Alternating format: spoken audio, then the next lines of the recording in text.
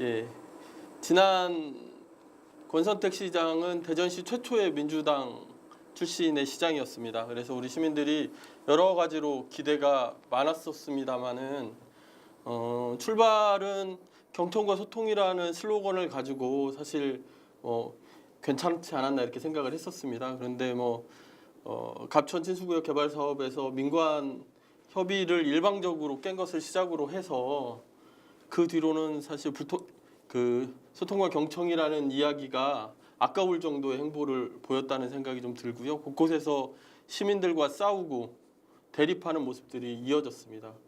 이제 그런 과정에서 사실 임기도 마치지 못하고 정치자금법 위반으로 물러나게 되었습니다. 그런데 이것이 비단 권선택 시장만의 문제냐라고 하면 사실 그 전임 시장님들도 정도의 차이는 있었지만 개발과 성장을 중심으로 시정의 목표를 설정하다 보니 계속되는 이 대립이 있을 수밖에 없었고 그 한계를 보일 수밖에 없었습니다.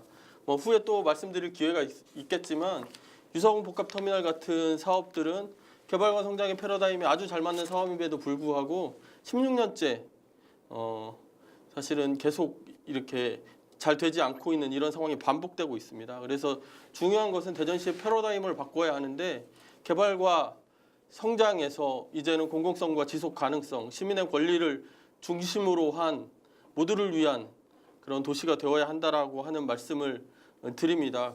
그런 도시를 만드는데 제가 적임자다 이런 말씀을 드리고요.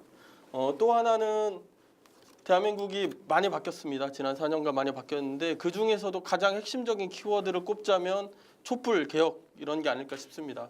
앞에서 이제 말씀드린 바와 같이 사실 대전은 그럼에도 불구하고 촛불이 그냥 스쳐 지나간 것처럼 혹은 문턱을 넘지 못한 것처럼 여러 가지 이런 문제들이 거듭 계속되고 있습니다.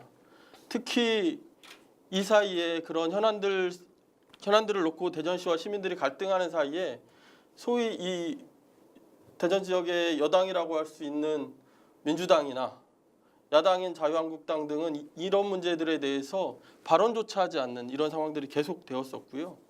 이제 이런 상황들 속에서 이제 대전의 정치를 바꿔야 되는 것 아닌가, 대전의 정치 구도를 바꾸는 계기로 이번 지방선거를 삼아야 한다고 봅니다. 그래서 대전의 미래를 두고 가치 경쟁, 정책 경쟁, 개혁 경쟁이 필요한데 다 낡은 패러다임 속에서의 개발과 성장을 놓고 경쟁하는 것이 아니라 보수와 민주가 경쟁하는 것이 아니라 새로운 패러다임, 공공성, 지속 가능성, 시민의 권리를 중심으로 놓은 진보와 민주가 경쟁하는 이런 구도로 바꾸어야 한다 이런 생각을 하고 있고요. 그렇게 해서 한국 사회의 정치를 바꾸는 계기를 이번 지방선거에서 열자 이런 의미로 출마하고 제가 시장으로서 적임자다 이런 말씀 드리겠습니다.